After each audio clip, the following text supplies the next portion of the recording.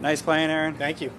When was the last time you played as a single before today, and what was it like out there today? I don't think I've ever played as a single in a tournament. You know, it was different. It was interesting to start. I felt a little weird starting off the round, but once I kind of settled in there, maybe walking to 3T or so, felt pretty normal, felt honestly kind of nice because I could just kind of go at my own pace and do what I wanted, but definitely pros and cons to it because you don't get to see anyone else's shot, you don't get to see anyone else's putts or anything like that, but luckily I was having a good day and just kind of stayed in my groove and stayed to myself, and it worked out well. And then the reason why you were playing as a single is Will, obviously. Everybody hopes he can get back soon.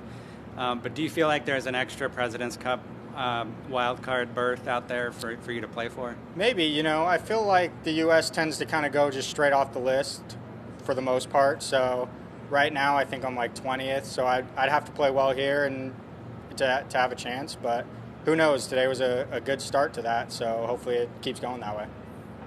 Going back to the original question, do you consider yourself a fast player? No, I consider myself pretty average, I would say. I feel like off the approach shots I'm pretty quick, and then once I get to the greens I'm a pretty average speed player.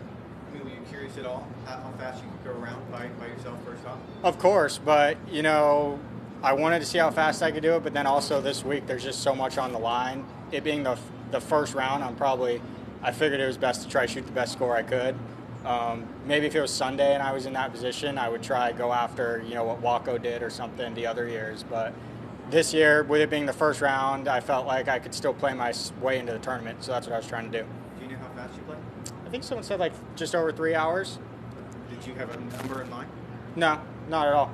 I was just going at my own speed. I just didn't want the guys behind me waiting on me. So Not a once problem. that wasn't the case, I was good. When you look at, and I guess the chatter outside is when you have the stroke-based scoring, it maybe seems insurmountable when you start where you did versus where Scotty did. But is this sort of the example of how you can chip away at that? Yeah, it's chipping away, right? Like, even if you don't get there, you can probably get pretty close if you do play well. And it's just one of those things where you almost put it out of your head and you just go try to shoot the best score you can. But yes, it's weird walking up like 7 and I'm 1 under on the round. And I look up and it says 10 under's leading. I'm like, well, no one's 10 under, but I get it, you know? So it's an interesting scenario, but I do feel like it makes it super easy for the fans to understand what's going on. And I do love the fact that on 18 you see someone make a putt to win the tournament, which also wins the FedEx Cup, where with the point system you didn't quite have that. When was the last team event you played in?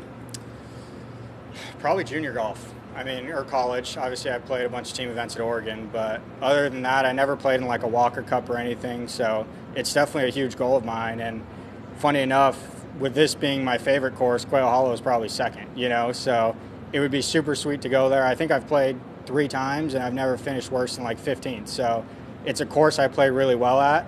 Again, hopefully I can play my way onto that team because I feel like I could really help the team if I got there. All right. Thank you. Thanks, guys.